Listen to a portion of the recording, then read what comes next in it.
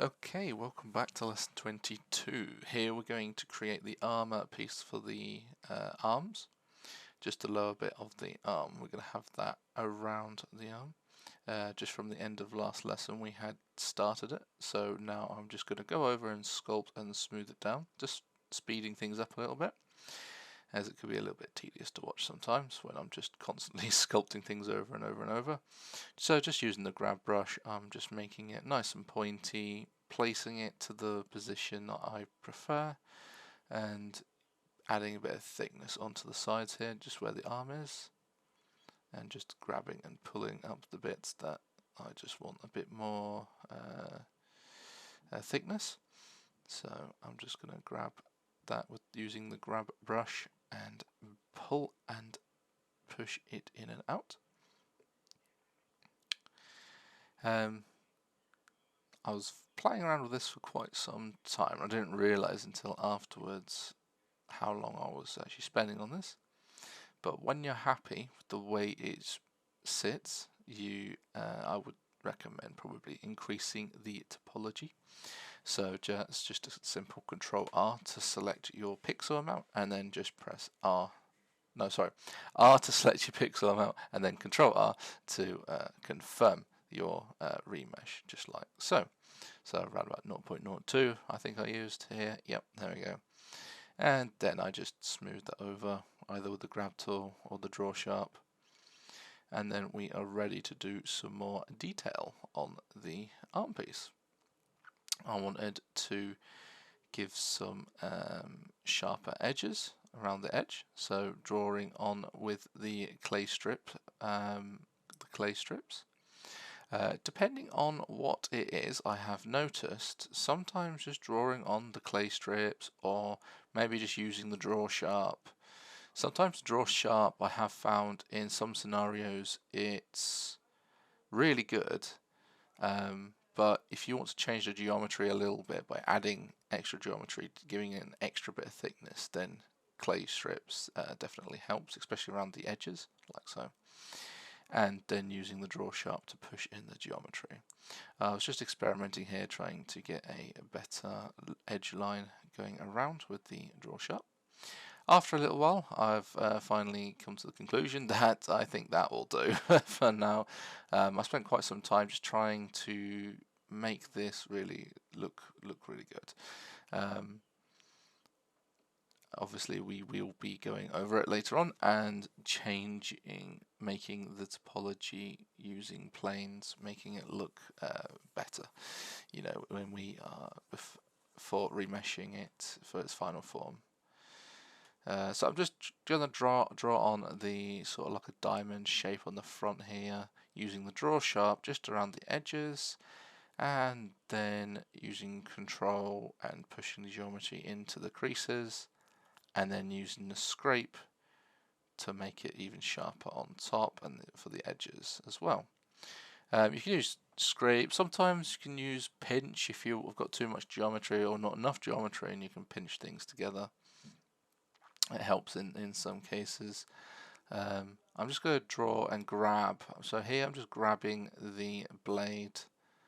I'm not currently as it sits. I'm not too happy with the way it shows. I might do something to the wrist, make it look a little more flexible on how it is held on the arm. Might add some extra blades using the grab tool to pull out and then form that into some more blades. So here, just turning it into a blade, like using the scrape brush after you've pulled it out on all four sides, making it look sharper, and then drawing and pushing in the edges as well. I used the inflate brush just a little bit for that arm, just to add some more geometry. Probably wouldn't use the inflate brush too many times in one area because it can deform the object quicker than you think. And also I'm just using the clay strips here down the middle, and we're just going to be adding in some sort of unique pattern just for the under part of the arm. Again, I might change this, I'm not entirely sure, depending on what the final product looks like. I'm going to raise it up and stick a blade or something on the bottom. I might stick some spikes on in the end. I'm not entirely sure at the moment. But we are just kind of using the sculpt brushes and just trying out different things. I have like 100 ideas on what I'd like to do with this, and unfortunately I can't do all of them, so I have to try and pick one that's best for the project.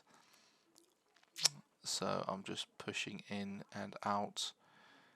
So here we are making the blade. So I've pressed the / the question mark whilst the object's selected to isolate the object, so it's easy to see. And then in edit mode we are going to hold Control and right click to extend each edge. You can press E to extrude, but I find this method easier since it's easier for when you are in orthographic view, and it's nice and easy when creating some sort of an S shape for the spikes. I played around with this quite some time, just trying to get the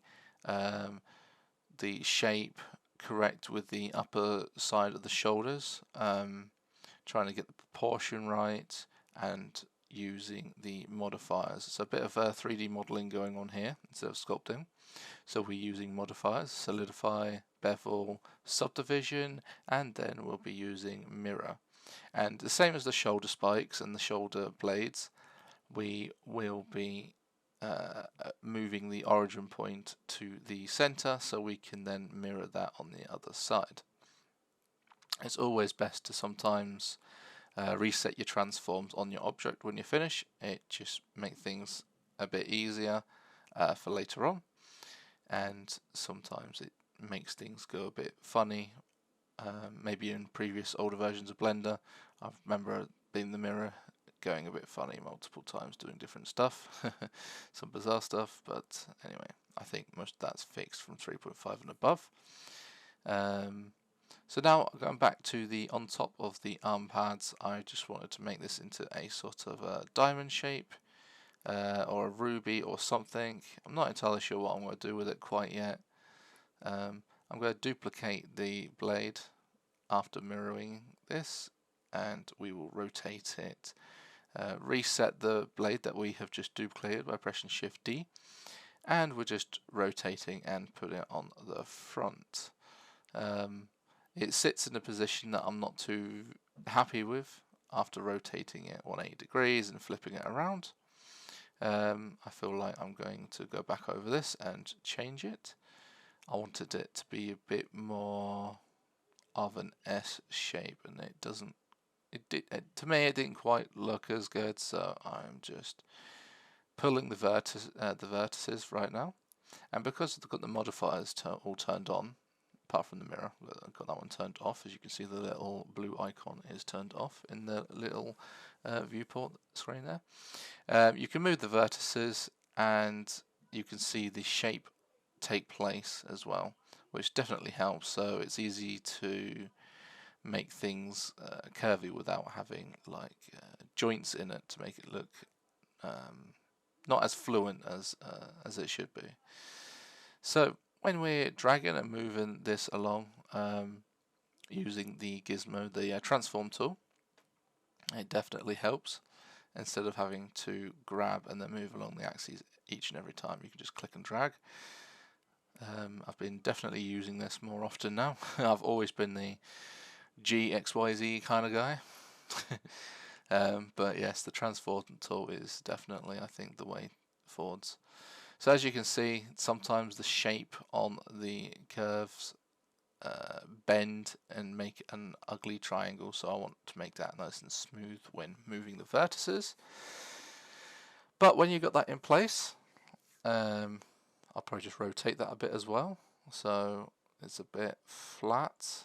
I didn't like the first original one I liked. I did like the one that I did on top, so I removed the one on the bottom and then duplicate the one on the top to put onto the bottom of the wrist. Again, I'm not sure if to keep this or add spikes onto the arms and the wrists, But anyway, let's move on to the next lesson, and I'll catch you in lesson 23.